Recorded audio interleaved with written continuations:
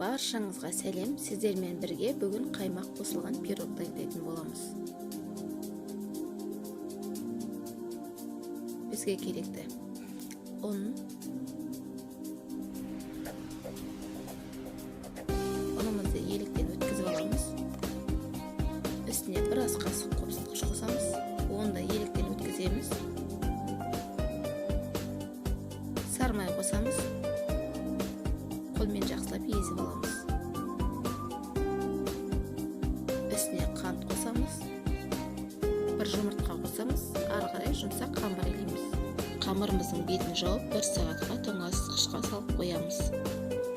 Енді салмамызды дайындаймыз. Бізге керекті қаймақ. Қаймақтың үстіне 2 жұмыртқа қосамыз. 1 стакан қант қосамыз. Осыны жақсылап араластырып аламыз. Енді табамызға сармай жағып, үстіне қамырымызды жайып шығамыз. Барлығын вилкамен тегістеп аламыз. Ішінде осылай вилкамен тесіп шығамыз. Үстіне салмамызды құямыз.